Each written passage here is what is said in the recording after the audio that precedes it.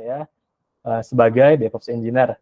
Dan pada kesempatan hari ini, pada hari kedua, saya akan membahas tentang command line interface environment sampai dengan package management gitu. Tapi sebelum saya masuk ke materinya, saya mau nginfoin kepada teman-teman yang sudah hadir di training hari kedua ini, bahwa misalkan teman-teman semua mau mencoba untuk membuat VM di Nutanix, nanti kita sediakan untuk aksesnya, dan untuk ketersediaan servernya, mungkin kita bisa dipersiapkan dulu hari ini dan bisa dipakai sama teman-teman itu di besok hari gitu, kurang lebih. Ya itu sih infonya. Dan sekarang saya mau masuk langsung ke materinya. Nah, di selanjutnya di sini saya akan membahas tentang remote access. Nah, misalkan nih kita komputer kita atau PC kita mau mencoba connect ke server, kita bisa menggunakan beberapa aplikasi. Contohnya di sini ada PuTTY. Nah, di PuTTY ini adalah sebagai klien SSH dan telnet gratis yang banyak digunakan di platform Windows. Nah, PuTTY juga dapat digunakan untuk melakukan SSH ke server Linux. Seperti hari kemarin, saya kan sudah jelaskan gitu ya, PuTTY itu bisa meremote server Linux-nya. Saya di sini udah menginstal untuk PuTTY-nya. Ini bisa dibuka gini. Nah, ini tampilan awal PuTTY-nya ya. Nah, kelihatan nggak, teman-teman?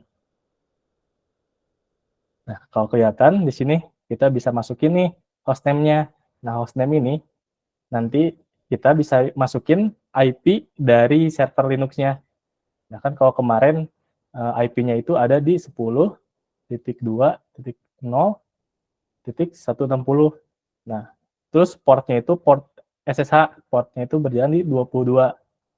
Nah, kalau udah, ini tinggal diklik open aja. Nah, kalau udah, ini bakal ada muncul prompt tulisan login. Nah, ini tinggal masukin username yang kemarin sudah dibuat, root, dan juga ini masukin passwordnya. Nah, ini salah satu aplikasi PuTTY. Nah, lalu ada juga nih aplikasi Termius. Nah, aplikasi Termius itu sama halnya seperti PuTTY ya. Itu sama kayak untuk SSH, telnet, dan serial yang tersedia untuk macam-macam platform seperti Windows, macOS, iOS, dan Android. Jadi Termius itu kelebihannya bisa di berbagai macam platform gitu. Nah, kalau misalkan teman-teman mau ngedownload Termiusnya, bisa ke Google aja. Nah, ini kita masuk ke web resminya Termius. Ini bisa diklik aja nih, download Termius for Windows. Nah, lalu kalau misalkan teman-teman nih pakai OS-nya Windows, ini bisa download aja langsung ke sini. Di-download, terus nanti tinggal diinstal aja, jalanin file exe-nya, diinstal, didapat installernya, di next-next aja. Seperti halnya kita nginstal aplikasi yang lain. Nah, terus kita juga nih bisa nih untuk ngedownload dari App Store buat iOS atau Google Play Store buat Android. Gitu. Dan juga ini ada dari Linux, extensionnya dev, lalu macOS, pakai DMG. Gitu. Oke, kita masuk ke presentasinya. Lalu di sini ada Moba Extreme juga, sama seperti PuTTY dan Termius. Jadi ini tuh untuk SSH juga, lalu buat telnet juga, dan kalau Moba Extreme itu bisa support X11. Dan juga bisa banyak tool untuk networking dan sistem untuk Moba Extreme. Lalu selanjutnya di sini ada basic command syntax-nya. Nah, yang pertama itu ada UMI. Nah, UMI ini untuk menampilkan user yang dipakai. Contoh nih, saya langsung demo aja ya. Ini saya buka terminalnya, itu bisa dari PuTTY, atau teman-teman juga bisa langsung direct dari terminal atau CMD. Nah, di sini saya prefer pakai terminal. Nah, kalau dari terminal, untuk perintahnya, kita bisa tuliskan SSH, lalu masukkan username-nya, misalkan saya pakai root ya, root, lalu pakai add, setelah itu masukkan IP address-nya 10.2.0.160. Bentar, nah ini diminta untuk masukkan password, kita masukkan aja passwordnya. Bentar. Nah, kalau udah, di sini kita bisa masukkan perintah yang tadi untuk melihat user yang dipakai. Kita bisa pakai UMI. Tinggal tulis saja UMI.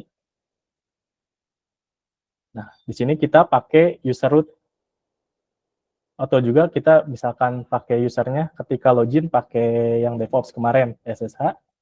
Masukin aja usernya. DevOps at 10 160. Ini masukin juga passwordnya. Nah, ini misalkan kita UMI, ini outputnya nanti bakal sesuai dengan user yang kita pakai DevOps gitu. Nah, lalu selanjutnya setelah UMI, kita juga bisa melihat nih versi OS Linux yang kita pakai. Nah, dengan perintah pakai cat /etc lalu melihat isi file dari OS release-nya. Nah, kita coba lihat aja ya, dicek. Ini di cat. Nah, cat itu adalah perintah untuk melihat isi suatu file. Misalkan ini ke /etc lalu ke OS release. Ini tinggal enter aja. Nah, di sini nanti bakal ada output untuk kita bisa ngecek versi yang Linux kita pakai. Di sini ada dari name-nya, CentOS Linux, lalu versinya 7, versi 7, terus ada ID like-nya, RHL, Fedora, ini detail banget ya untuk melihat versi OS-nya. Nah, lalu selanjutnya kita bisa menggabungkan dua komen Linux. Contoh, kita ambil contoh, misalkan kita mau membuat komen kayak WMA yang tadi. Nah, ini ada parameternya, bisa pakai dan juga ini komen yang keduanya bisa ditambahin nih. Misalkan saya pakai uname, jadi kan enter aja. Sorry, WMI. Oh, sorry. Ini dimatiin dulu aja.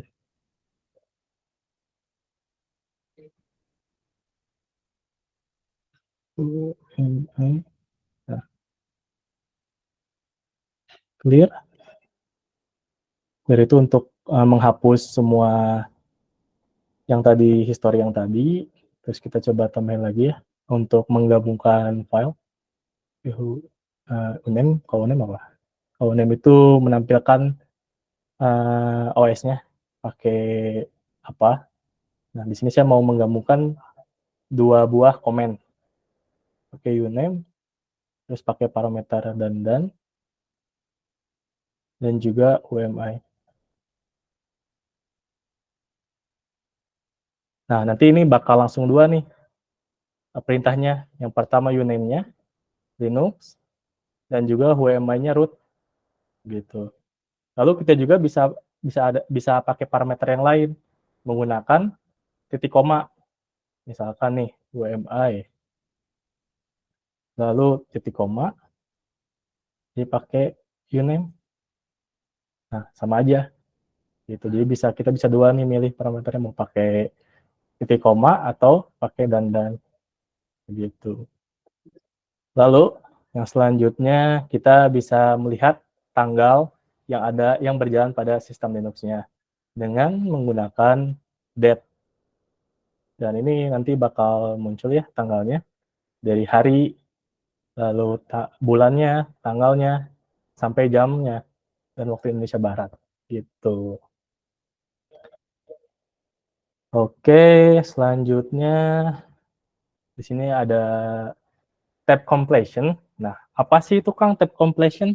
Nah, tab completion yaitu sistem operasi Linux yang ketika misalkan kita nih mau membuat perintah dan ingin masuk ke pad gitu ya, saya langsung contohin aja. Nah, misalkan saya CD nih, terus mau masuk ke folder sistem di. Nah, ini kita nggak usah ditulis semuanya, etc sistem gitu kan itu bakal makan waktu yang lama. Nah, pakai tab completion, nanti kita bisa tulis dengan beberapa huruf ya, misalkan nih, ET, ini tinggal di tab, nah itu nanti bakal otomatis ke fill gitu, apa yang kita tuju. Nah, terus kalau misalkan kita bingung, kita mau kemana lagi sih foldernya, kita bisa di tab-nya klik 2 kali aja, tab-tab. Nah, ini ada banyak nih, bakal di display banyak, ada 145. Kita di yes, ini bakal banyak tuh, ada banyak kan. Jadi kita mau kemana nih, cari dulu. Oh, ke sini nih, ke sistem. Jadi nanti CD lagi, terus etc, lalu sistem D nih. Terus misalkan kita bingung lagi, di tab lagi 2 kali aja. Nah, ini ada lagi nih, ada sistem sama user. Oh, ini ke sistem. Kita bisa nih ke sistem. Tab lagi aja, terus enter.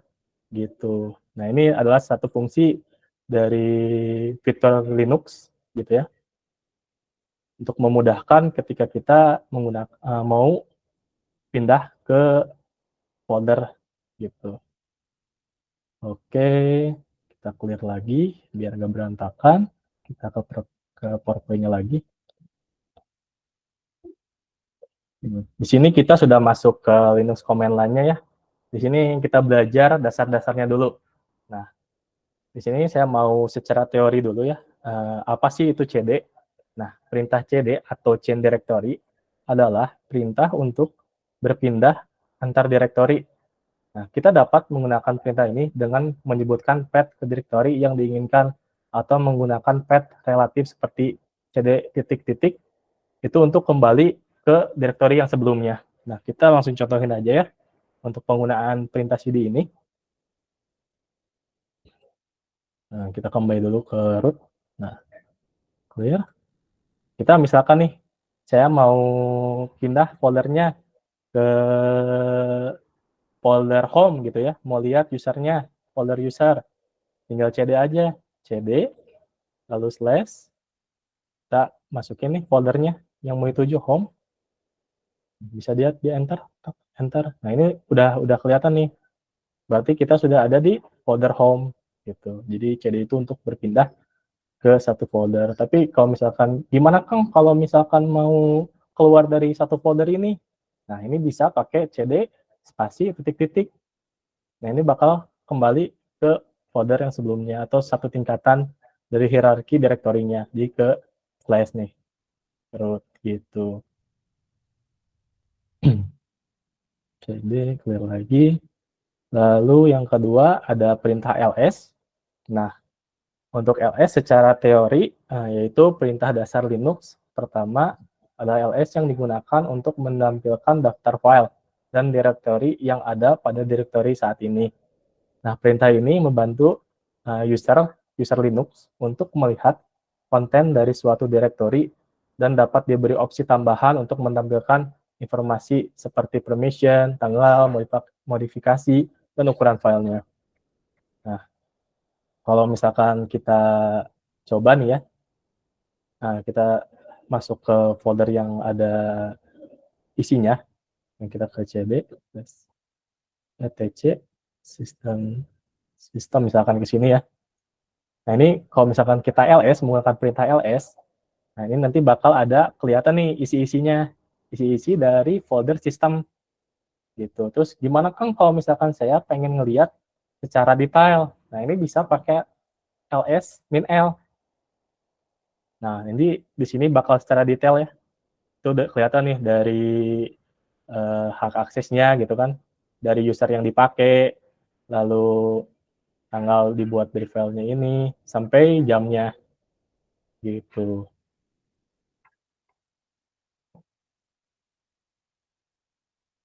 Ini sama aja sih, sama ls min lh, atau kita juga bisa pakai ll. Nah, ll sama aja sama kayak ls min l gitu. Ini kelihatan nih, kalau yang biru ini foldernya gitu. Directory. Nah, ini ada simbolnya sini. Oke. Kita clear lagi. Lalu perintah selanjutnya di sini ada pwd. Pwd secara teori adalah singkatan dari print working directory.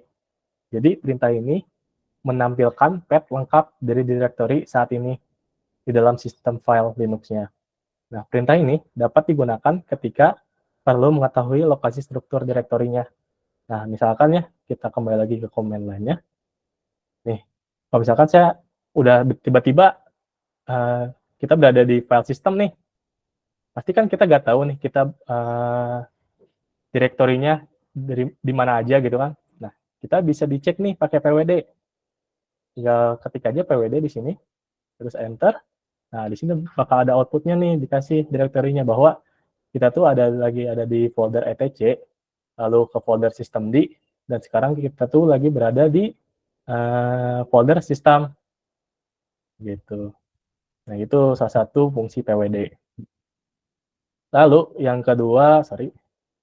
kedua itu ada mkdir ya.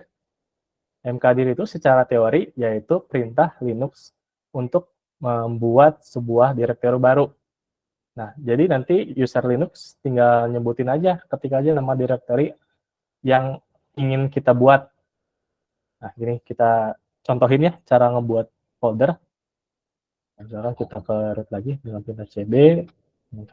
Kalau misalkan kita mau buat folder, tinggal ketikkan perintah ini aja, mkdir, lalu masukkan nama folder yang kita mau. Misalkan di sini saya mau pakai script gitu. Nggak enter aja ini. Terus kita bisa lihat pakai ls, foldernya apakah sudah ada apa belum. ls. Nah, ini bakal ada nih, sudah ada folder script yang tadi kita buat. Gitu. Terus kalau misalkan Kang, gimana kalau misalkan mau ngebuat dua folder langsung di dalam folder? Nah, itu bisa pakai perintah mkdir min-p, terus masukin nama foldernya. Misalkan nih folder test 1, terus slash test 2. Nah, ini nanti bakal langsung kebikin dua folder. Enter, ls. Nah, kita bisa lihat nih, ls, masuk ke foldernya. Nah, ini bakal ada nih folder yang tadi kita bikin 2 gitu. Gitu, mkdir. Oke, selanjutnya ada rmdir. Nah, rmdir secara teori yaitu perintah untuk menghapus sebuah direktori kosong. Nah, jika direktori yang akan dihapus tidak kosong, maka user Linux harus menghapus atau menggunakan perintah rm min r untuk menghapus direktori beserta isinya. Dan R itu disebut juga rekursif ya. Misalkan nih, kita ambil contoh aja di yang script ya. Script, kita cd dulu ke script. Nah, terus di folder script ini, kita mau bikin file nih. Bikin file pakai touch, bisa pakai touch, misalkan test.txt gitu ya. ls. Nah, karena dari folder script ini ada filenya, txt, nah ini nggak akan bisa nih kalau ngehapusnya, hapus folder ini pakai rmdir aja, soalnya ada file di dalam foldernya. Terus script, misalkan ya. Enter. Nah, ini nggak bisa nih, soalnya direktorinya nggak kosong. Nah, kalau misalkan kita mau menghapus direktorinya yang ada filenya, itu tinggal tambahin min r atau rekursif. Kita ketik aja perintahnya rmdir min -r gitu ya.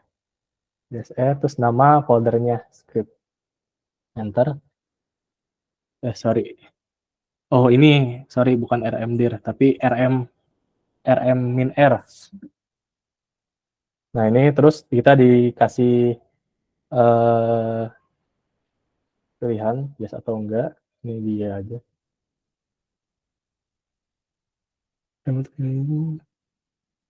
pakai ini aja. Kalau misalkan kita nggak mau nih ada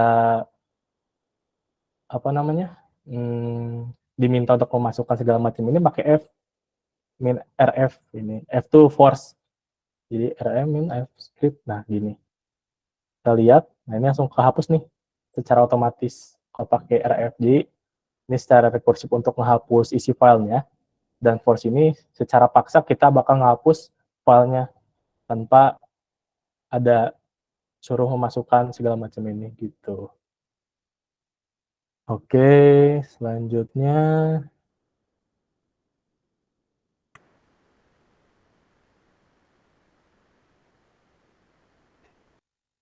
RM ya, Linux command line yang selanjutnya itu ada RM.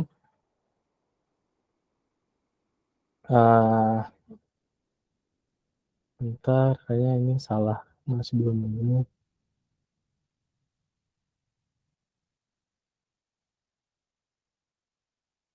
Oke, nah selanjutnya ada RM. Nah untuk RM kita bisa menghapus mau file apapun untuk RM.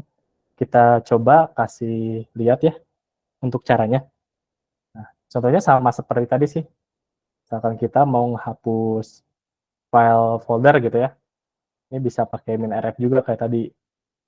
rm min rf, lalu masukin file atau folder yang mau kita hapus. Atau di sini ada folder test 1 kan. Nah ini kita bisa hapus langsung aja. Tinggal di tab, ini hapus. Dan file akan terhapus gitu. Lalu yang selanjutnya ada CP ya.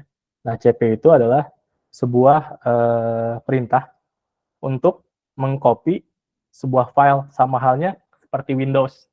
Kalau di Windows kan kalau misalkan kita mau mengcopy sebuah file tinggal diklik kanan kan, klik kanan lalu copy lalu dipaste di directory yang kita mau. Nah kalau di Linux yang menggunakan command line kita bisa uh, menggunakannya dengan perintah cp, perintah cp. Nah contohnya gini, cp terus kita mau pindahin file .sh ini nih, tinggal tulis aja nama file yang kita mau copyin, .sh.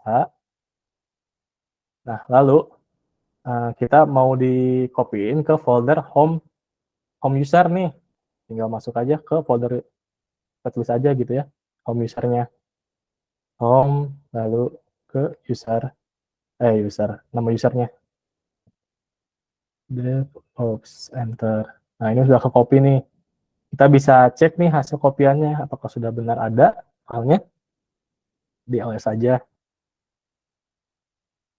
Terus home DevOps, enter. Nah di sini udah ada ya .sh nih, berarti sudah berhasil ke copy. Selanjutnya ada perintah mv. Nah perintah mv ini untuk digunakan untuk memindahkan suatu file atau folder satu lokasi ke lokasi lainnya. Nah contoh kita mau pindahin nih file .sh yang tadi di sini ke folder download nih, bisa kita tinggal tulis aja perintah mv-nya, terus masukin file yang mau kita pindahin, lalu masukin ke pilih folder yang mau dipakai. Sorry, ini ke slash home dulu, terus DevOps, nama filenya, ke sini juga sama home DevOps download, enter. Nah ini udah aku pindah nih, bisa dicek lagi nih ls, harusnya ini udah gak ada nih file .sh ini. Nah ini udah gak ada nih karena si file sudah pindah ke folder download. Kita bisa cek pakai ls lagi aja, ls enter. Nah ini udah pindah nih foldernya ke download begitu. Lalu perintah selanjutnya itu ada touch. Nah, untuk touch secara teori gitu ya, perintah Linux yang digunakan untuk membuat file kosong atau memperbarui waktu modifikasi file yang sudah ada. Nah, dengan perintah tersebut, kita dapat membuat file kosong atau memperbarui waktu modifikasi file tanpa mengubah isinya. Nah, kita langsung kasih contoh aja ya. Ini clear dulu biar gak pusing. Nah, sini kita bisa bikin file dengan menggunakan touch, terus kita tuliskan nama filenya yang kita mau kita bikin. Contoh nih kita bisa pilih test1.txt, enter. Nih, kalau udah kita lihat cek isinya. Nah, ini nih sudah terbuat nih file yang tadi kita buat. Nah, tapi file ini masih kosong. Ini masih kosong nih di cat nih. Nah, ini kosong. Nah, gimana Kang kalau misalkan mau kita isi filenya, isi file ini? Kita bisa menggunakan pakai text editor yang ada di Linux. Nah, text editor yang ada di Linux itu ada macam-macam. Ada yang namanya V atau VI, lalu ada yang namanya Vim, lalu ada Nano juga. Nah, setiap text editornya itu ada ini apa namanya, ada kelebihannya masing-masing.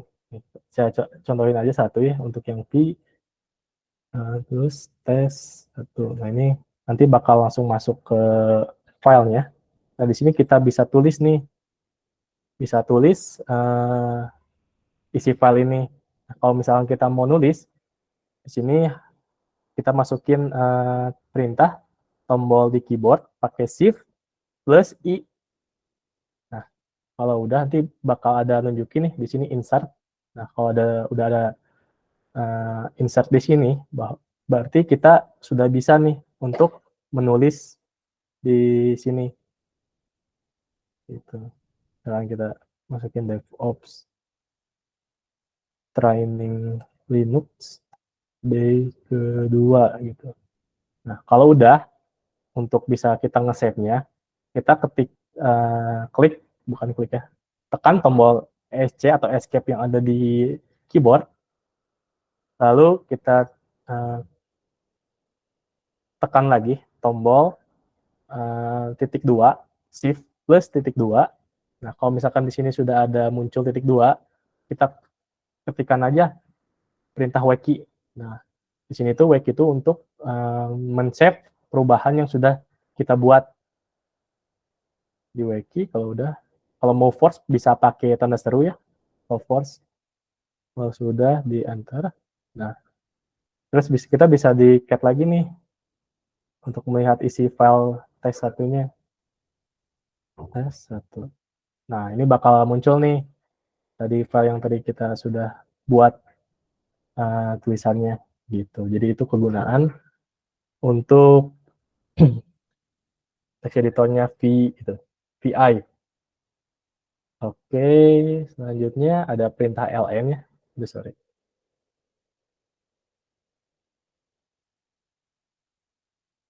Nah, di perintah ln atau juga link digunakan untuk membuat tautan link antara file atau directory. Nah, kita ambil contoh ya langsung ke komen ya. Nah, di sini misalkan saya punya file tes1 yang ini nih, tes1 ini. Dengan menggunakan perintah ln -s, terus masukkan nih file yang mau disimlink atau di linknya disambungin, masukin filenya. Nah, terus kita mau buat di folder yang lain gitu ya, misalkan di /home,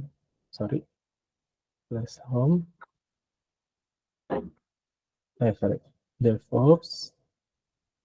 Di sini bebas namanya, misalkan tes 2. txt gitu. Ini kalau udah tinggal enter aja nih. Nah, kalau udah ini berarti sudah berhasil ya untuk di Simlink-nya. Oke, kita coba cek ke folder ini.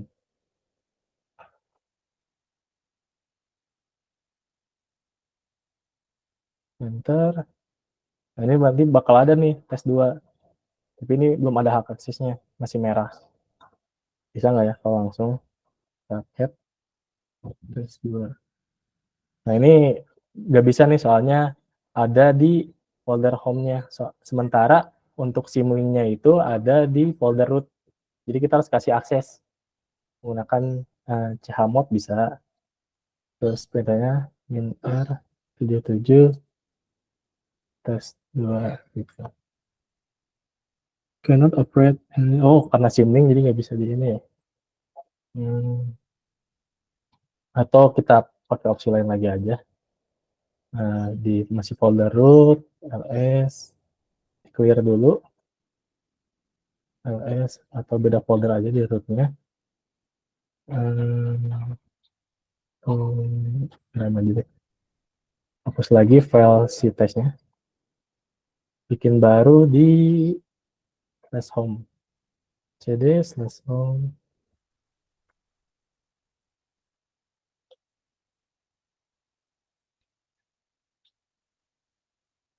DevOps. Nah, di sini kita mau bikin file rm-fs2s. Bikin view aja langsung biar langsung ada ini. Tes 1 misalkan. txt. Lalu di sini kita tulis ops linux day2. Oke, ini di save. ls, ini udah ada. Kita coba Simlink lagi. ln min s, lalu nama filenya, terus di folder root nih misalkan. Guys,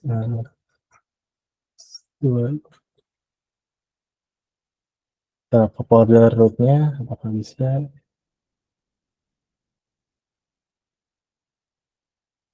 Ini bisa di-cut sih nanti tes.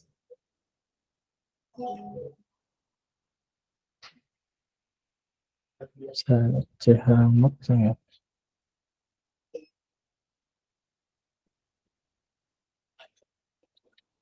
Ya masih sama sih errornya kayak tadi. Simlink tes cannot operate.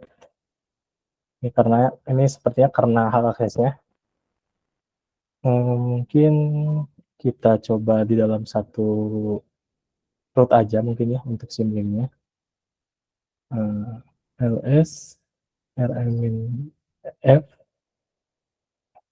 filter buat folder di dalam folder root dir script.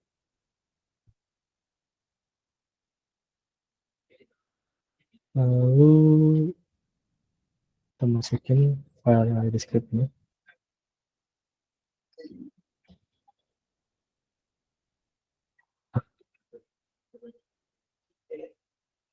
Nah, ini aja. Jadi kita coba pakai file yang udah ada aja ya.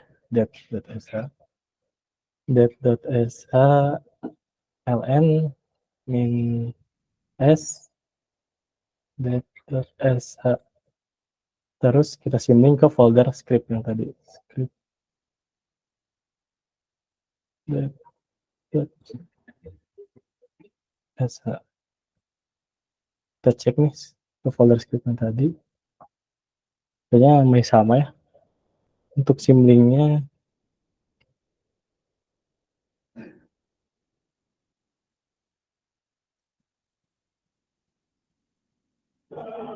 ini kayaknya masih belum bisa ya karena level ininya symbol Kings-nya too many level of symbolic links. Mungkin kita skip dulu ya untuk ini. Kita nanti bisa cari bareng-bareng untuk error yang ini. Kita lanjut dulu aja. Perintah selanjutnya. Oke, di sini yang selanjutnya ada cat. Nah, kalau cat ini secara teori yaitu digunakan untuk menampilkan isi dari satu atau beberapa file secara berurutan di terminal. Nah, jadi contohnya untuk kita bisa melihat isi file juga bisa menggunakan cat. Ini kita clear dulu aja. Nah, terus di sini ls, kalau misalkan sini ada file, kayaknya nggak ada filenya. cd, ls. Nah, misalnya kita mau ngecek nih, file.sh ini bisa juga menggunakan cat. Nah, nanti dengan perintah cat kita bakal bisa melihat isi dari file .sh ini. Oke, selanjutnya perintah selanjutnya itu clear. Nah, secara teori perintah clear itu digunakan untuk membersihkan layar terminal atau menghapus semua teks yang ada sehingga terminal akan tampil dengan layar yang bersih lagi. Nah, di sini kita misalkan nih udah ada beberapa banyak ini ya yang menghapus perintah-perintah yang sebelumnya, kita tinggal clear aja. Nanti bakal secara otomatis bakal terhapus file yang tulisan-tulisan yang sudah kita bikin tadi. Ya rapi gitu. Lalu yang terakhir ada widget.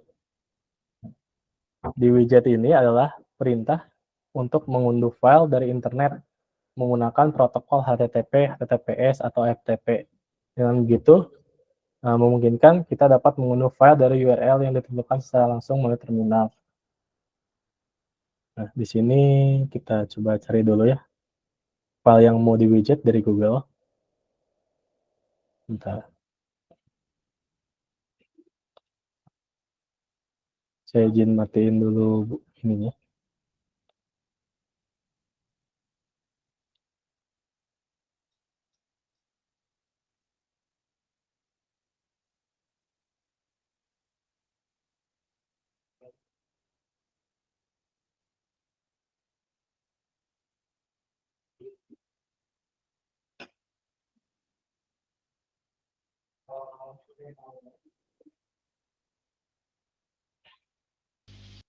Ya, baik. Tadi udah beres semuanya ya, Mas Rizky? Command line-nya. Oh, belum teh, lagi nyari buat ininya dulu, buat yang widget. Nah, yang terakhir Ya. mungkin ya buat widgetnya dulu, sebelumnya maaf. Nah, kalau ini saya izin buat presentasi lagi ya. Share screen lagi. Share. Nah, untuk kita mau mencoba widget di Linux itu, sebelumnya kita harus menginstal dulu nih package-nya. Bisa nggunain pakai yang atau sudo dulu, sudo yang install widget. Nah, ini udah keinstall nih widgetnya, package widget already installed and latest version. Nah, ini kita bisa langsung nih perintah widget. Nah, nanti untuk fungsi widget ini kita bisa mendownload file yang ada di Google. Jadi tinggal masukin widgetnya, perintahnya, terus masukin URL untuk kita mau downloadnya. Tinggal di copy aja nanti URL-nya, nanti dia bakal mendownload secara otomatis. Nah, kurang lebih begitu sih untuk perintah widget.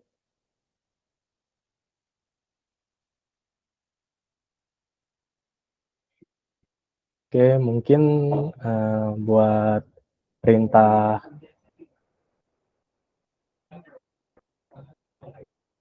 Nah, mungkin untuk perintah Linux command line-nya sampai widget. Untuk selanjutnya, sebelum kita masuk ke folder yang ada pada sistem Linux, mungkin bakal ada paparan dulu mungkin ya dari Teh Sarah gitu. Saya kembalikan lagi ke Teh Sarah. Mangga deh. Oke. Makasih Mas Rizky. Nah, Ya, ternyata tadi lumayan banyak ya komen line Linux-nya. iya lumayan. Iya, semoga tadi bisa terjelaskan dengan baik dan jelas, dan saya ingatin lagi teman-teman buat nanti setiap harinya sampai hari kelima training ini, karena training ini di-record, jadi akan di-upload ke nanti ke YouTube-nya tabel data informatika gitu. Jadi kebetulan tadi ada yang nanya, ini aku ingetin lagi, nanti akan di-upload nih keseluruhan record dari training hari ini gitu. Nah, untuk selanjutnya sebelum melanjutin materi tadi, aku mau ngenalin lagi nih produk TDI yang kemarin sempat aku jelasin, yaitu tentang API Management. Nah, kemarin udah sempat aku jelasin kan pengenalannya tentang produk API Management ini. Nah, aku mau ngejelasin lagi lebih lanjut bahwa aplikasi, maksudnya penerapan API Management di tabel data informatika ini, kita sudah mengembangkan aplikasinya melalui Open API seperti itu. Nah, kebetulan aku ada nih demonstrasi Open API-nya.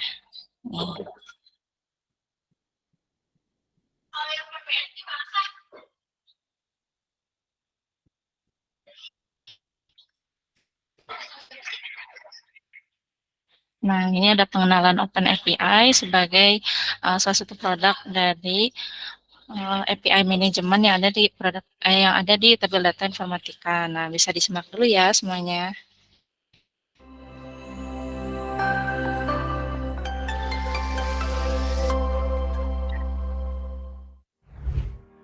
Halaman home yang disediakan untuk semua role pada aplikasi yang bertujuan untuk menyediakan informasi fungsi serta tujuan dari aplikasi Open API Site. Pada halaman User Management User, admin dapat menambahkan, menghapus, dan merubah user pada aplikasi.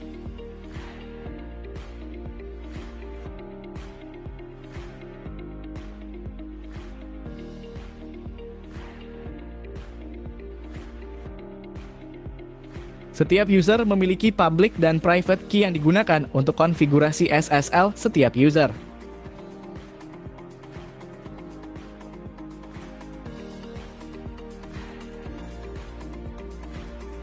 Pada halaman User Management Authority, admin dapat memberikan otoritas baru dan memberikan akses terhadap menu apa saja untuk otoritas tersebut.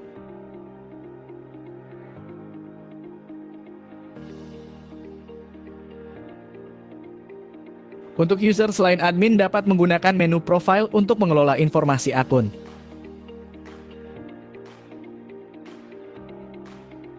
Pada halaman apps, modul ini digunakan untuk menciptakan dan mengelola nama aplikasi. Pada modul ini juga memberikan informasi permission API apa saja yang bisa diakses.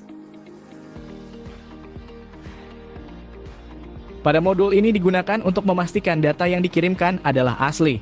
Signature dibentuk dari payload yang telah ditentukan dengan mengimplementasikan algoritma SHA-256-HMAC dengan consumer secret sebagai kuncinya. Kemudian akan dilakukan enkripsi dari signature ini dengan menggunakan base 64. Hasil akhirnya akan diletakkan di atribut BJBS signature di header. Pada halaman documentation API, tersedianya penjelasan lengkap mengenai setiap endpoint yang tersedia pada aplikasi. Pada halaman katalog API, berisikan list layanan yang dapat digunakan pada aplikasi.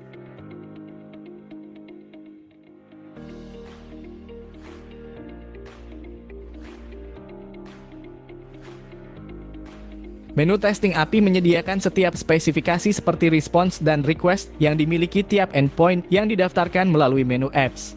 Selain itu juga, pada halaman ini, API yang didaftarkan bisa kita coba jalankan.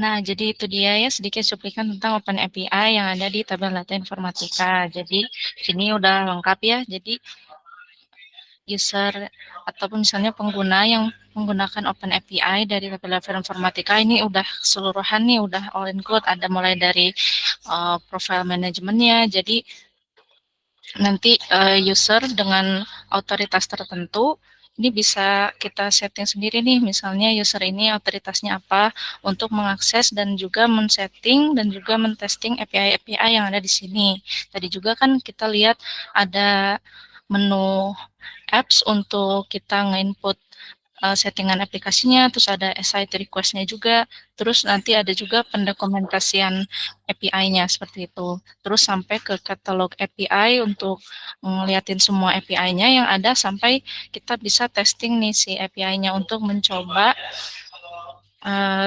request dan juga respon dari API-nya seperti itu. Nah, jadi inilah Open API yang ada di tabel data informatika seperti itu. Nah, itu dia sedikit penjelasan lebih lanjutnya mengenai API manajemen yang ada di tabel data informatika. Lebih lanjutnya dari yang kemarin pada hari pertama aku udah coba jelasin. Nah, untuk selanjutnya kita bisa lanjutin nih materi Linux tadi. Mas Rizky masih standby? Masih dong Teh. Oke, kita langsung ini lagi aja ya, lanjutin materi yang selanjutnya. Saya izin untuk presentasi lagi. Izin share screen.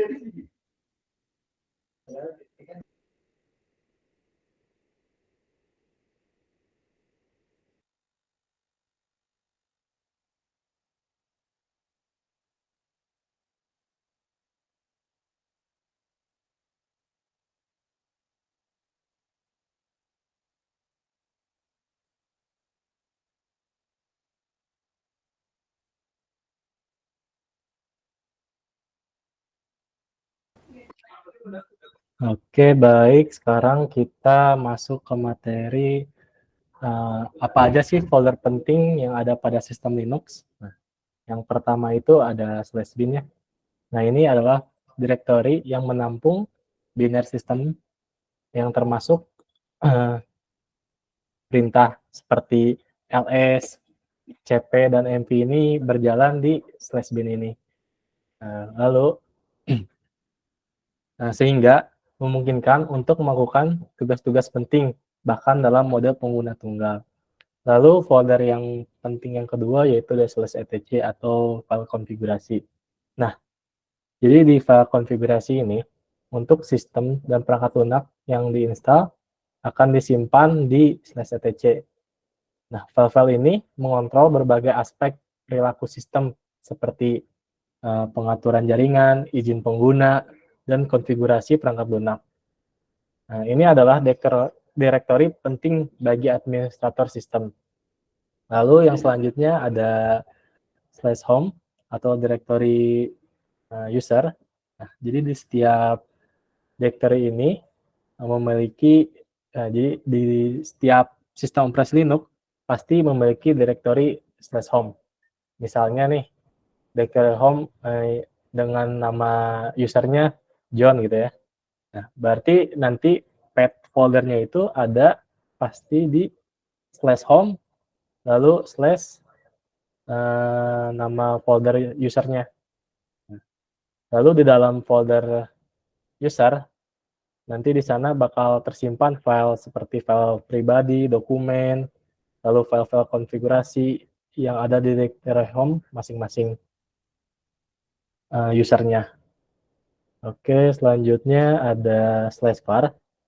Nah, di /var berisi data variabel yang mungkin sering berubah selama pengoperasian sistem. File-filenya ini berisi file-file log, lalu database, lalu directory spool untuk pengerjaan, pencetakan, dan email. Lalu yang selanjutnya ada /tmp atau temporary ya. Nah, seperti namanya, TMP adalah tempat penyimpanan file-file sementara atau file-file temporary gitu. Jadi file-file yang ada di dalam folder TMP ini bakal secara otomatis terhapus ketika sistem operasinya atau servernya ini di-boot ulang. Nah, ini adalah lokasi yang berguna bagi aplikasi untuk menyimpan data sementara. Lalu selanjutnya ada /usr atau sumber daya sistem pengguna. Di directory /usr ini menyimpan sumber daya sistem yang berhubungan dengan pengguna, termasuk binary pengguna, library, dan dokumen. Lalu yang selanjutnya ada SBIN atau pengguna super binary system. Nah, di directory SBIN ini berisi binary-binary penting. Namun binary ini ditujukan untuk user administrasi sistem yang memerlukan hak pengguna super user atau root untuk mengeksekusi file-file yang ada di folder SBIN ini. Lalu yang selanjutnya ada /lib ya. Nah, untuk /lib ini atau library diperlukan untuk menjalankan program yang disimpan di directory lib. Nah, directory ini penting untuk menjalankan berbagai perangkat lunak pada sistem. Jadi perangkat lunak yang ada sistem Linux dia berjalannya di /lib. Lalu yang terakhir ada /opt atau optional packages directory. Nah, ini biasanya berisi paket software yang kita install sendiri. Nah, ini biasanya juga digunakan oleh software di luar repository distro Linux tersebut. Jadi, misalkan kita nih install widget gitu ya, bukan install widget, kita ngedownload file menggunakan widget. Berarti kan itu di luar dari repository yang ada di Linux kan. Nah, itu kita bisa untuk menginstalnya itu nanti dipindahin ke /opt gitu. Lalu yang selanjutnya ke package management. Nah, jadi apa sih itu package management pada Linux? Nah, package management adalah sebuah aplikasi atau software pada Linux yang dipakai untuk menginstal, menemukan, dan menghapus software secara tersentralisasi.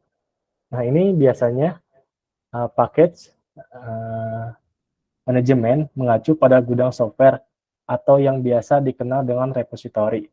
Dengan package manager, kita juga dapat mengupdate sistem lalu software-software yang ada di dalam sebuah sistem operasi Linux. Nah, ini merupakan contoh gambar secara ilustrasi ya. Jadi, misalkan nih kita user Linux mau menginstal sebuah package, kita nanti bakal membuat komen untuk men-trigger package manager untuk mengambil sebuah package ke repository distronya. Nanti setelah mendapatkan informasi, package manager bakal melakukan install software package-nya. Nah, gitu. Nah, sekarang kita coba ya penggunaan untuk package manajemennya. Nah, jadi setiap distro itu untuk package manajemennya itu beda-beda. Kalau misalkan nih RHL atau CentOS 7, nah ini tuh menggunakan YAM untuk package manajemennya. Nah, tapi untuk distro Linux yang lain seperti Debian atau Ubuntu itu menggunakan apt untuk melakukan instalasi package gitu. Karena kita di sini kemarin menggunakan CentOS 7, secara tidak langsung kita untuk menginstal packages itu menggunakan YAM. Di sini saya coba untuk mencobanya ya. Misalkan sudo yam install Nginx misalkan ya, Nginx. Nah, ini kita di enter aja.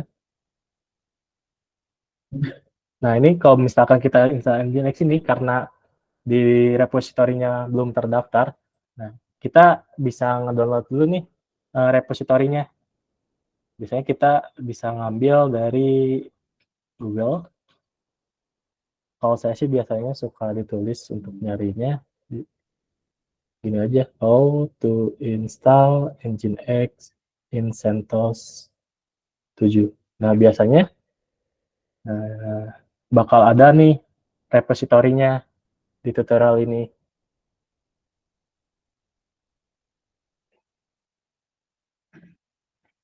Nah, jadi sebelum kita untuk install Nginx, kita diperlukan untuk mengupdate dulu nih package list-nya. Jadi menggunakan yum min-y update. Min-y itu jadi secara otomatis bakal secara tidak langsung kita menyetujui bahwa kita bakal langsung nge-update si filenya gitu. Yum install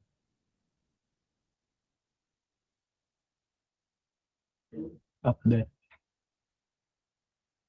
Oh, ini nih udah, kalau yang install update ini udah terupdate dan nothing to do.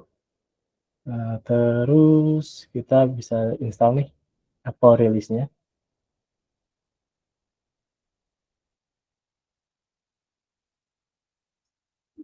Nah, ini udah terinstall nih packages buat apa namanya, Apple release. Nah, selanjutnya kita juga langsung, kalau udah, harusnya dengan menggunakan Apple release kita sudah bisa untuk menginstal Nginx-nya.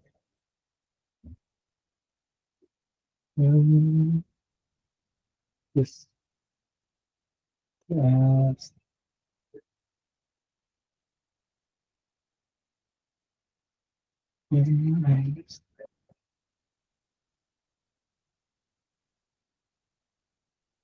Nah, ini di yes saja kalau diminta.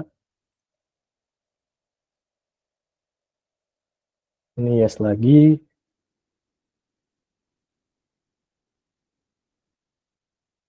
Nah, ini proses instalasi untuk Nginx-nya sudah komplit nih.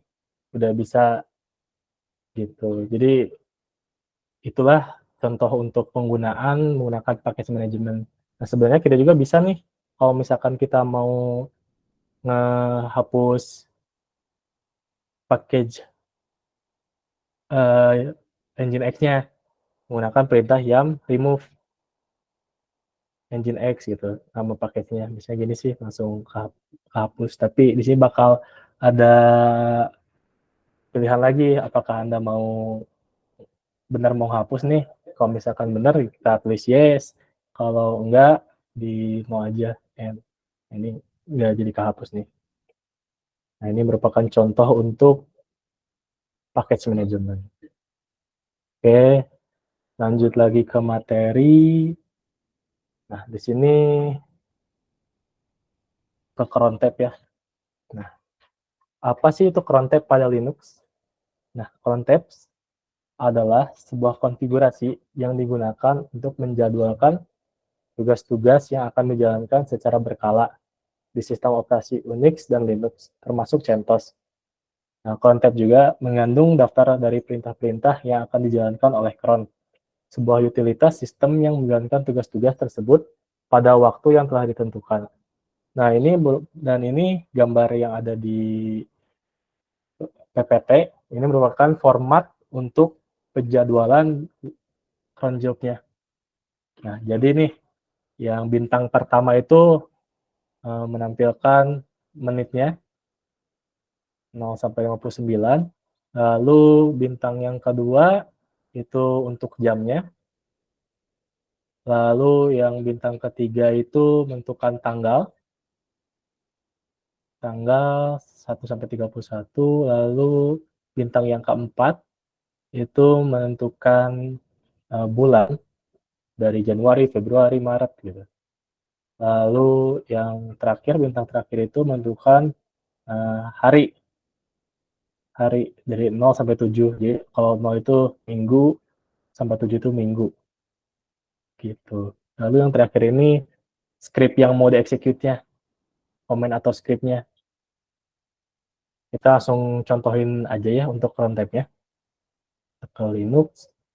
Di sini saya sebenarnya udah bikin shell script .sh, sederhana sih, kita bisa lihat aja pakai cat sh. Nah, jadi nanti kita membuat cron job untuk menampilkan date atau tanggal. Kita coba dulu cek SH. Kalau misalkan kita mau execute file SH, bisa pakai perintah SH. Lalu masukkan file yang mau di-execute. Nah, ini nanti bakal muncul nih. Nah, kita mau bikin cron job-nya. Nah, cara ngebuat cron job gimana sih, Kang? Nah, cara ngebuat cron job, kita tinggal masukin aja cron job min e. Sorry, cron job. Cron tab, sorry. Cron job. Kok nggak ada ya? Cron job.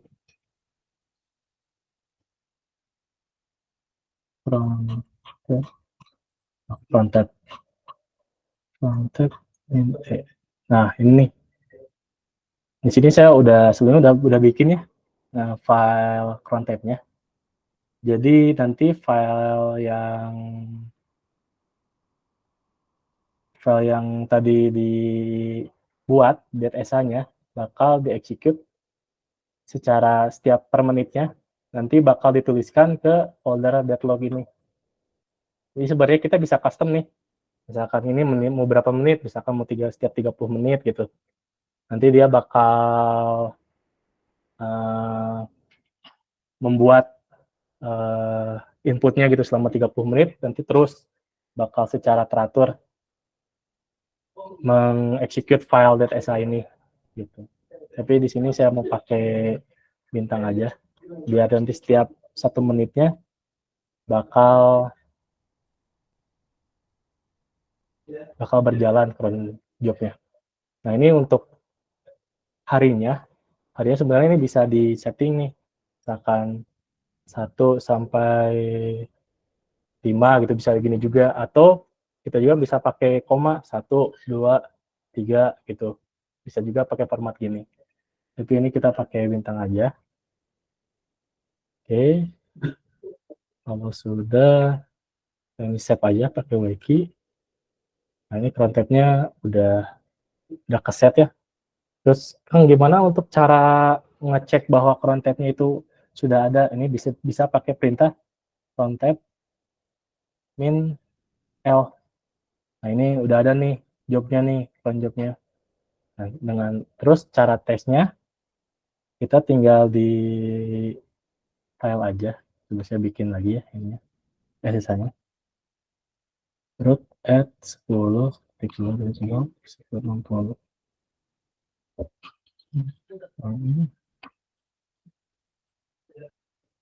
Oke, lalu kita coba detail min 100, kan kita bikin list 100 gitu ya. Terus nama deadlock-nya kita lihat dari log sini, dari yang ini.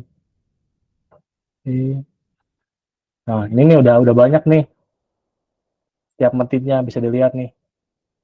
Ini setiap 7, ini menit ke-7, ini menit ke-8. Jadi setiap 1 menit itu nanti bakal berjalan nih tab-tabnya. Tab-tabnya. Ya, dia akan berjalan nih job-jobnya nih. Gitu. Jadi untuk membuat cron job seperti ini kurang lebih ya dasarnya. Yang penting kita tahu nih dasar untuk membuat cron job. Dan ini bisa digunain kalau misalkan kita mau nge-backup sebuah database atau yang lainnya, kita bisa diatur pakai cron job ini. Begitu. Oke, selanjutnya kita masuk ke materi selanjutnya, yaitu service management. Nah, di service management, apa itu service management? Nah, service management di Linux merujuk pada proses mengelola layanan services yang berjalan di sistem operasi Linux. Layanan ini dapat berupa program atau proses yang berjalan di latar belakang dan memberikan fungsionalitas tertentu kepada sistem atau pengguna. Nah, di sini ada contohnya formatnya ya untuk service management. Untuk formatnya itu menggunakan perintah sistemctl status, lalu nama servisnya mau apa gitu. Nah, lalu sini juga bakal muncul juga outputnya nih, ada loaded, atau juga di artinya itu configuration unit telah diproses, lalu aktif. Nah, berarti si servisnya ini sudah running. Lalu sini ada aktif atau exited. Nah, ini statusnya aktif dan sukses, tapi cuma satu kali konfigurasi. Sorry. Lalu ada inaktif, berarti servisnya ini tidak aktif. Lalu ada enable. Untuk enable itu nanti servisnya ini akan di-start ketika setiap booting sistem operasinya. Lalu disable ini untuk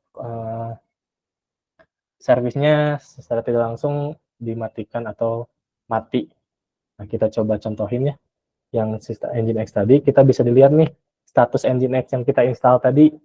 Nah, kan perintah sistem ctl status Nginx. Nah, ini untuk status Nginx-nya masih loaded, belum dinyalain. Nah, gimana Kang untuk nyalainnya? Nah, untuk nyalainnya, kita bisa menggunakan perintah sistem ctl status enable min no. Terus nama package-nya Nginx. Dengan enter aja. Nah, ini sudah nih terbuat. Kalau udah, kita coba cek lagi ya status Nginx. Nah, ini sudah aktif nih. Gitu. Dan kita juga bisa dicek sih servisnya itu ada di mana. Nah, kalau misalkan kita mau ngecek file Nginx service-nya, kita bisa dilihat dari sini. Slash usr systemd system Nginx service, ini copy aja.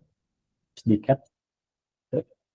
Nah, jadi di dalam folder service itu, di file service itu, Nginx. Nah, di sini ada konfigurasinya nih.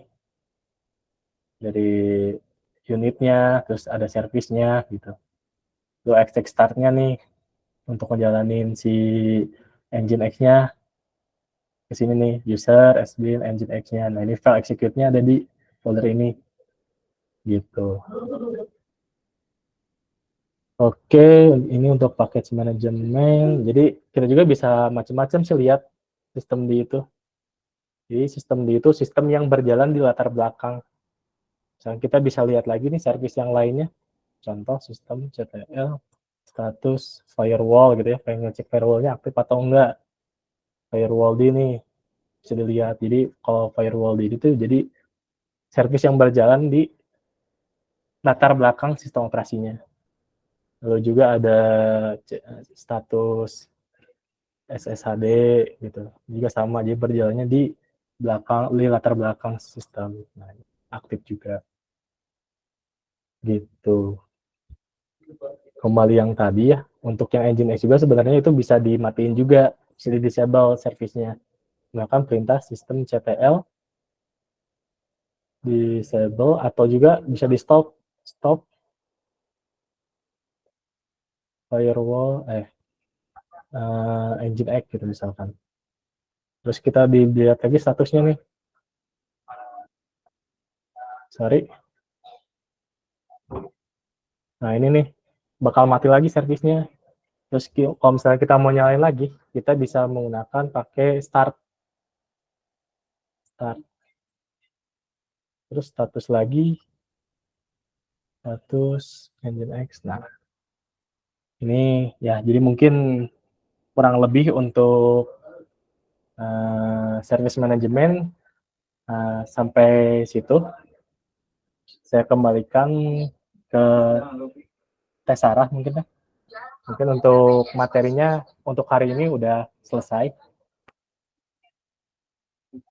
Mangga Teh. Baik. Oke, makasih Mas Rizky. Berarti terakhir ini udah sampai service management ya. Iya. Iya, oke.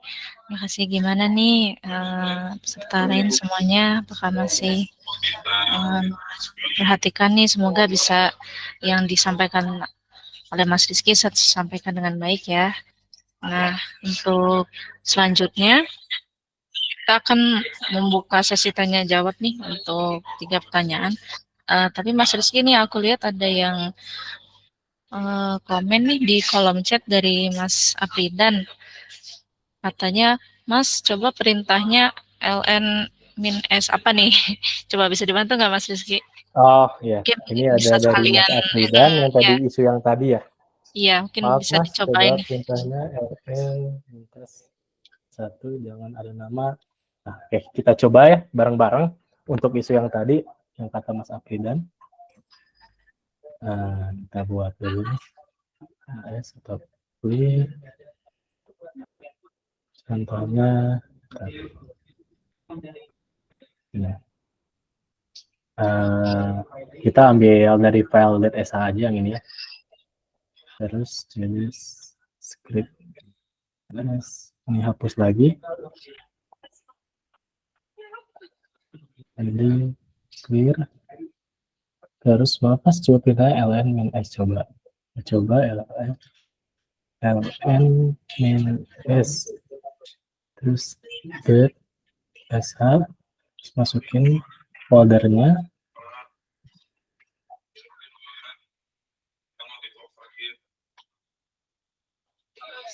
Nah, tapi jangan ada nama tes 2-nya file belakang flash root. Filenya di sini kita kasih sama. Nah, coba ya. Kita berarti gini kan, ya Mas Apridan ya. Jadi gini ya. Nah, kalau udah kita enter, kita lihat ke folder scriptnya.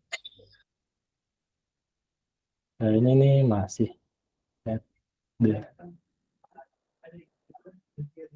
ini kayaknya masih nih.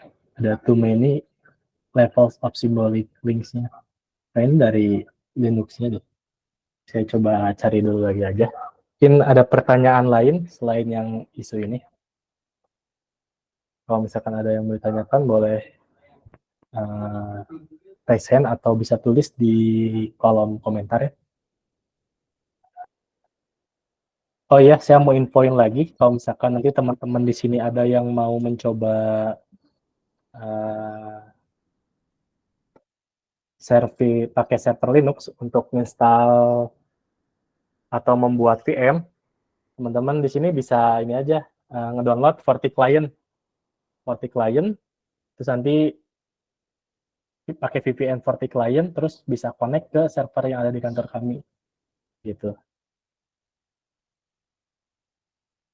Itu mungkin deh ada yang mau ditanyakan lagi perihal nanti misalkan teman-teman di sini mau mencoba server Nutanix.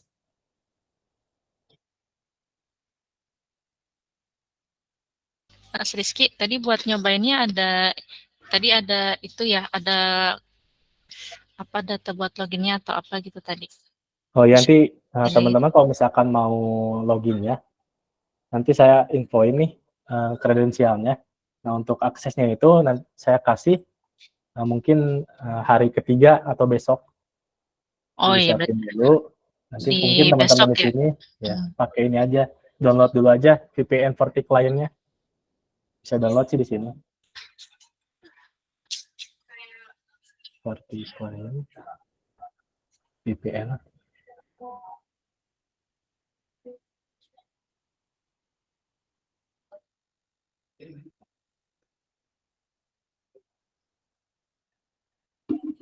Nah, nanti bisa download nih yang FortiClient VPN only ini.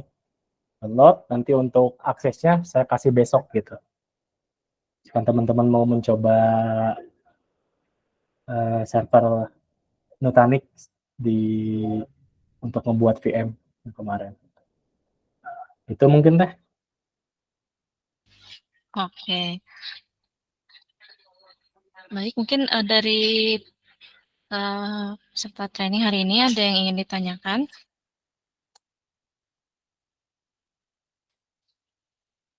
Kali ada yang belum jelas atau belum mengerti atau mau minta disimulasiin lagi nih kayak tadi Mas Afridan, bisa nih kita coba lagi gitu.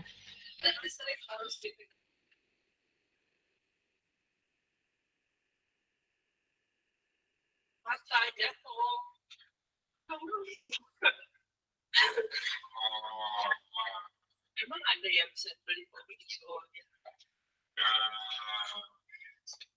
Seri berapa sih? Seri kalau ada Oke, apakah ada yang ingin ditanyakan?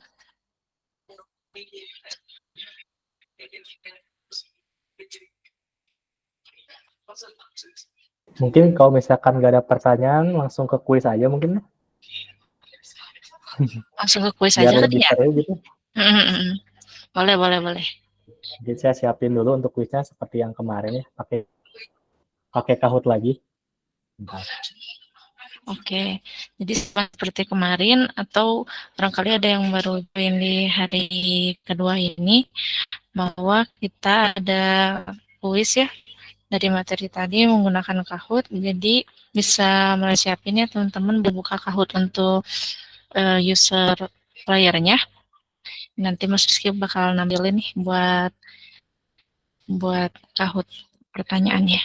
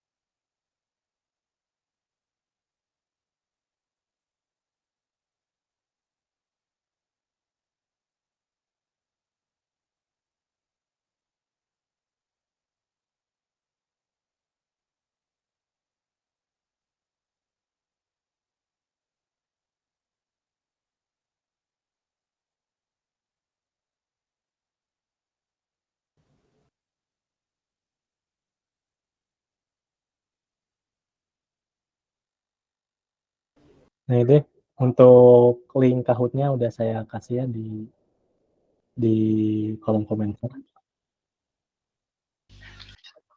Oke, baik semuanya sudah mulai bisa klik linknya ya, agar bisa segera kita mulai kuisnya.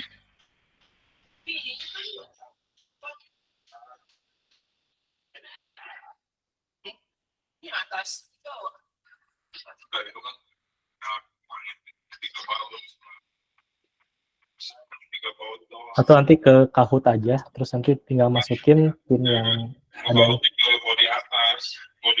Bisa ditampilin juga Mas Rizky barcode-nya, barangkali ada yang mau join lewat ini.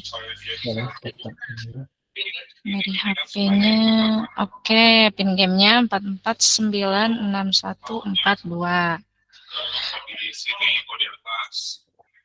Ayo ditunggu. Oke, sudah ada yang mulai masuk nih beberapa. Ini kurang lebih ada 20 peserta training hari ini. Kita tunggu semuanya ya. Berarti bisa ikutan semua nih hari ini kuisnya. Kalau kemarin kan full karena di limitnya 50 peserta, tapi hari ini pasti cukup nih semuanya bisa ikutan.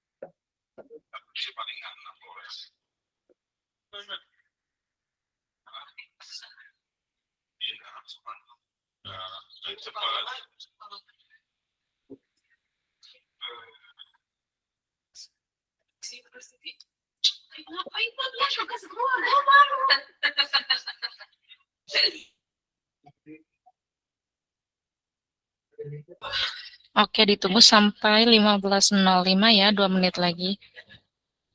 Kayaknya belum semua ikutan nih. Masih kita tunggu.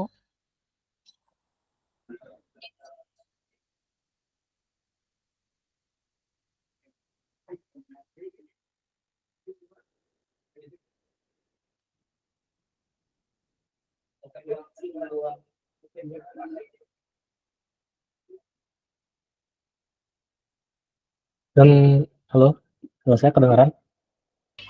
Iya, gimana Mas Rizky? Saya dapat kabar dari Teh Sarah katanya kalau misalkan nanti ada yang juara satu dikasih hadiah ya Teh. Hadiah ini voucher Shopee Food ya Teh. Bisa.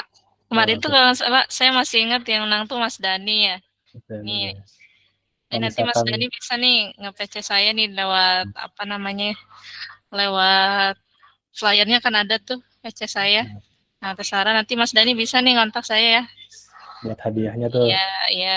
jadi lumayan Nanti buat iya, jajan. ada apanya ya? Iya, Ya kita lihat nih apa. Ini Mas Dani nih saya lihat nih yang join lagi nih. ya Kita lagi. lihat apa Mas Semoga Mas Dani Dani bisa untuk hari ini ya bisa juara satu lagi nanti juara satu dikasih. lagi. Nah, jadi mending masuk aja sekarang soalnya ada hadiah dari Teh Sarah. Siap, ada, boleh. Ini kita menuju long weekend ya Mas Rizky ya barangkali. Iya. Yang mau pada liburan nih, 2 hari lagi. Bisa nih.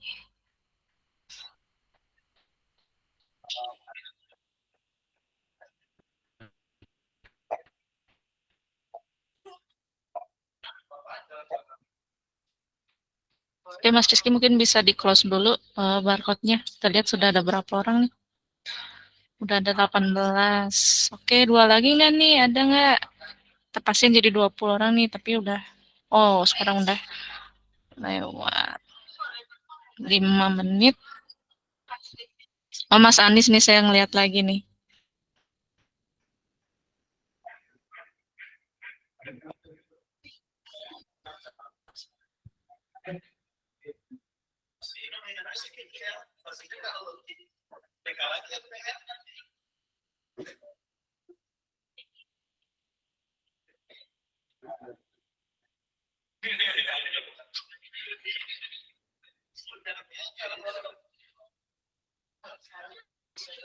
Oke, sudah 20 orang. Ada yang mau join lagi nggak nih? Oh, oke. Kita mulai aja nih Mas Rizky. Oke, boleh. Ya, Nah, kita mulai ya. ya.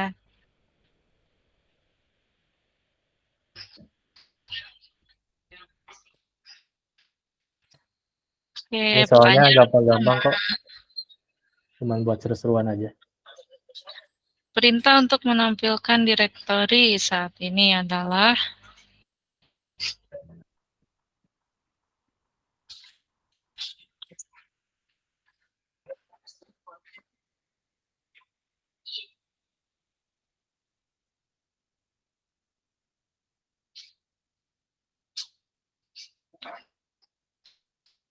oke, wah masih banyak yang salah nih Mas Rizky.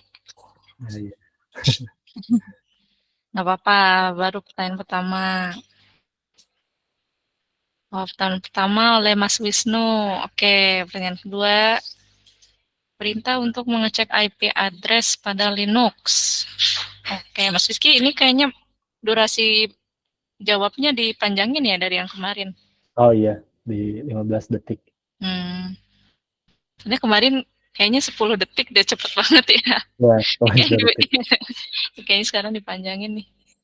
Oke, oke. If config, jawabannya masih ada beberapa yang salah. Oke. Wah, akhirnya Mas Dani nih mengungguli lagi seperti kemarin. Kita lihat apakah bisa bertahan sampai pertanyaan terakhir. Oke, selanjutnya perintah dasar Linux yang digunakan untuk menghapus direktori. Ada dirm, rmdir, mkdir, ada mv. Oke, jawabnya rmdir.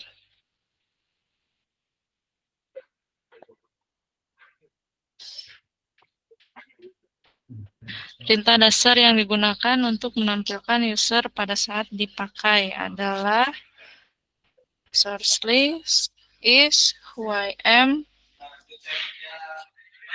and unnamed.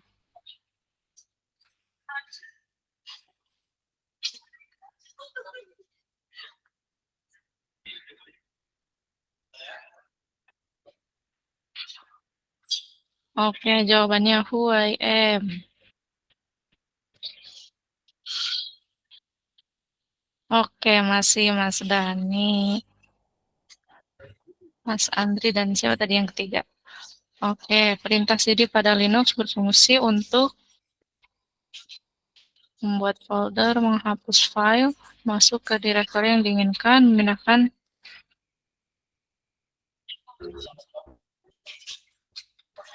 Oke, masuk ke direktori yang diinginkan.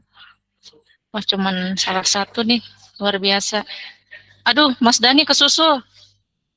Disusul oleh Mas Andri.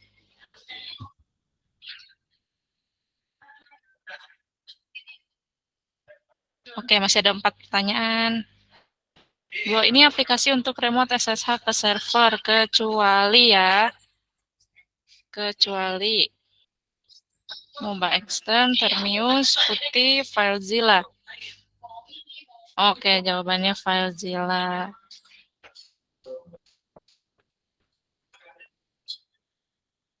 Masih top 3-nya Mas Dani, Mas Andri, dan Mas Arif Budi. Oke, 3 pertanyaan terakhir. Perintah yang digunakan untuk mengganti password user di Linux adalah mirip-mirip nih jawabannya.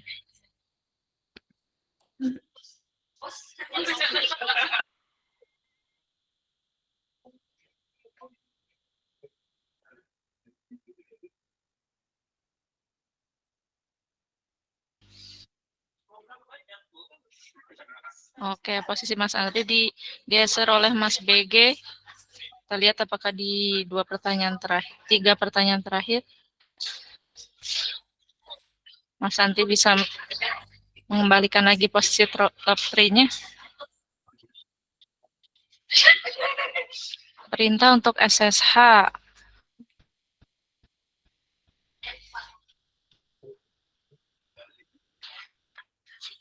Oke, SSH nama user.ip. Ada beberapa nih yang salah. Nggak apa-apa.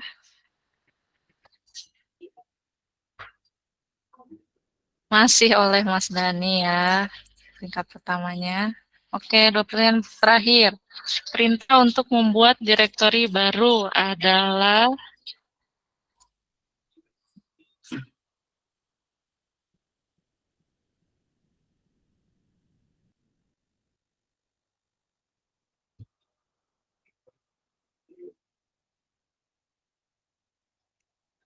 Bentar ya, saya izin materinya. wah, luar biasa. Untuk pertanyaan ini betul semua jawabannya MKDIR.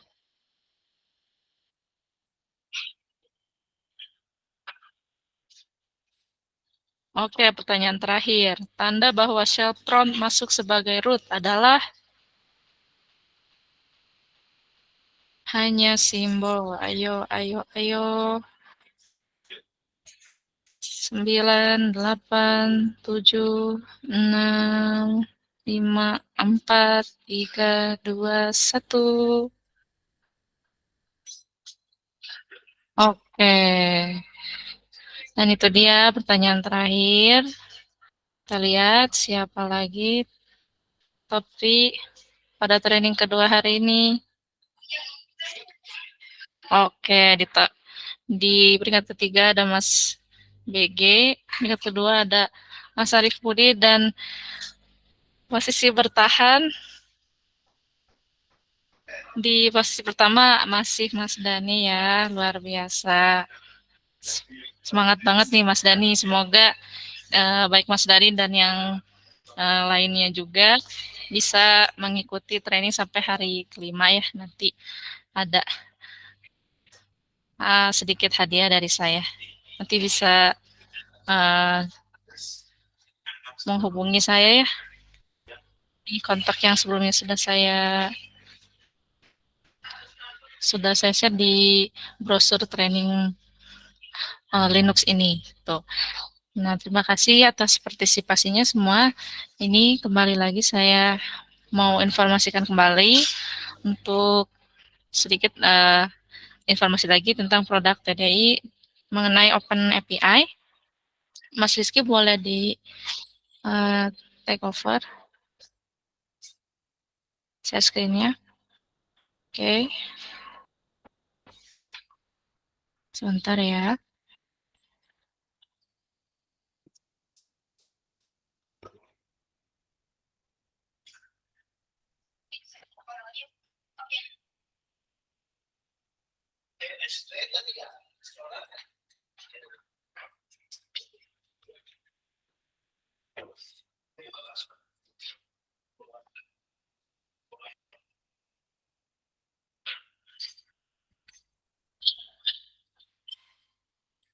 Oke, kita review lagi ya tentang Open API yang ada di TDI ini.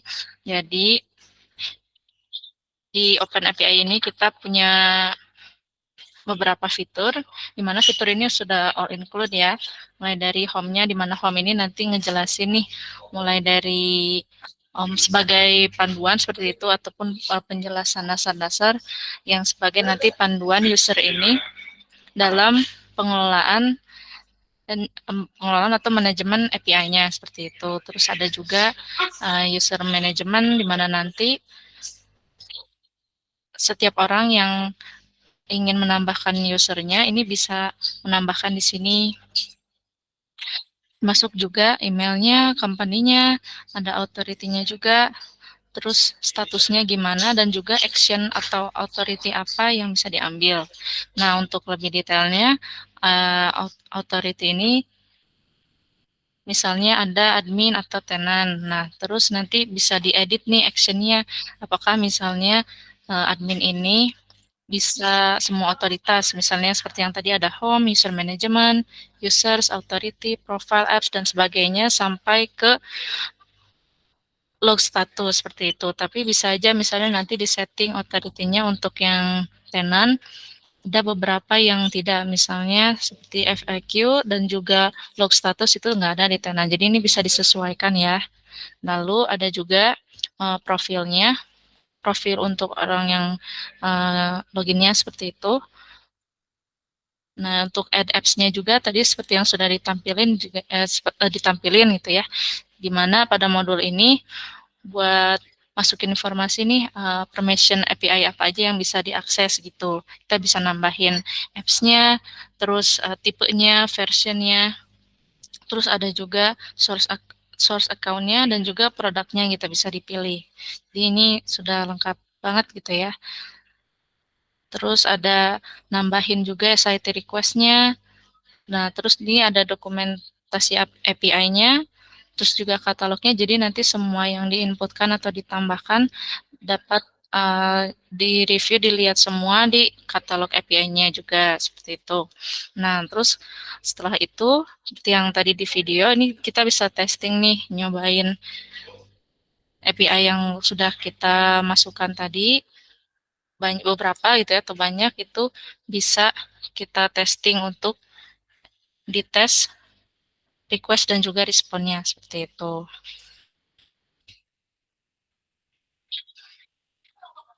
Nah, jadi itu lebih jelasnya lagi, saya infoin tentang Open API yang ada di TDI.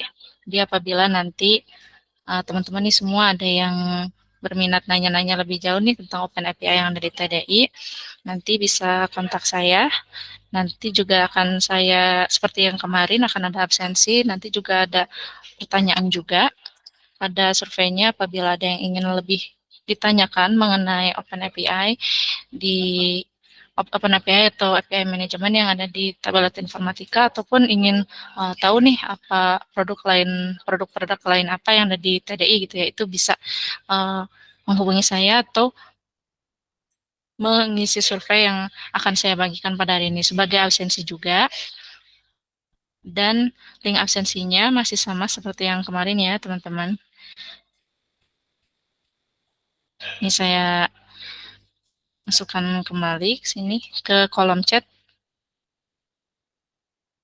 Nah, sudah saya kirimkan link formnya.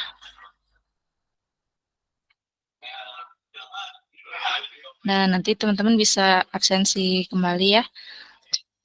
Dan mengingatkan juga, jadi sangat disarankan apabila teman-teman semua dapat mengikuti keseluruhan rangkaian training untuk bisa mendapatkan e-sertifikat yang kami sediakan seperti itu. Jadi insya Allah nanti akan ada juga tes di akhir untuk review keseluruhan itu. Jadi tidak hanya berdasarkan absensi, tapi juga nanti akan ada kuis di akhir seperti itu. Jadi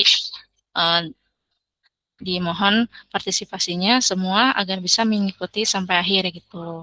Jadi walaupun nanti recordnya akan diupload ke YouTube dan sebagainya, tapi tetap jadi sangat disarankan ya, wajib gitu ya, agar seluruh peserta training dapat mengikuti training dari awal sampai akhir seperti itu.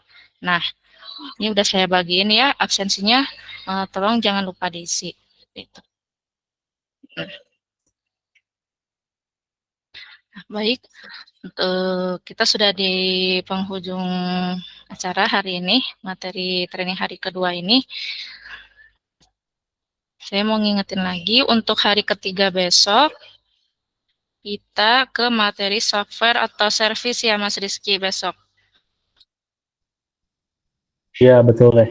Ya. Jadi nanti besok kita belajar untuk menginstal web server, terus kita belajar cara menginstal database, dan juga kita belajar cara mendeploy Spring Boot gitu ya ke Linux server CentOS gitu.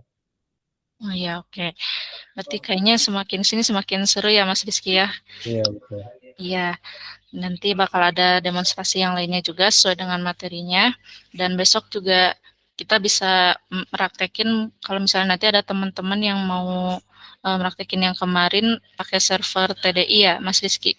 Yang tadi bisa disiapin dari hari ini, kita nanti bisa aksesnya lewat VPN FortiClient ya Mas Rizky tadi. Iya, betul. Ya, besok akan dibagiin buat kredensial buat loginnya. Jadi buat teman-teman yang udah ngikutin dari hari kemarin,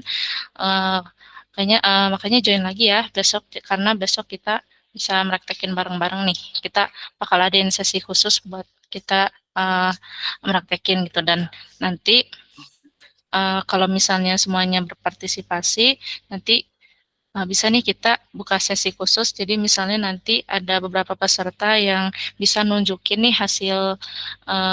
hasil meraktekinnya seperti itu. Jadi nanti bisa sekalian diskusi juga. Nanti bisa kita open discussion ya Mas Rizky setelah nanti meraktekin.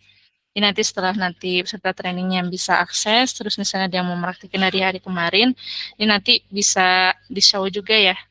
Iya, betul, bisa. Ya, jadi biar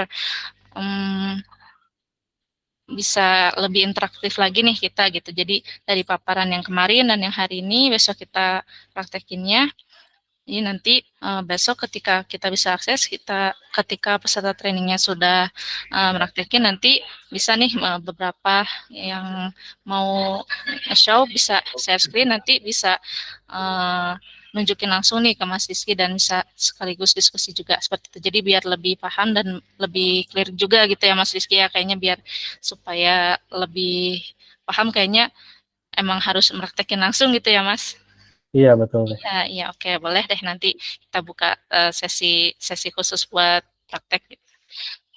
Baik, saya harap itu link absensinya udah keterima semua ya, dan sebenarnya sama dengan yang kemarin. Oke, terima kasih untuk semuanya. Dijaga terus semangatnya sampai besok hari ketiga, dan nanti hari keempat dan hari kelima juga kita lanjutin di minggu depan. Seperti itu, Mas Rizky juga tetap jaga semangatnya ya Mas. Kesehatan semuanya biar kita bisa lanjut nih besok buat sharing ilmunya nih tentang Linux ini. Oke, terima kasih semuanya. Selamat sore. Wassalamualaikum warahmatullahi wabarakatuh. Waalaikumsalam warahmatullahi wabarakatuh.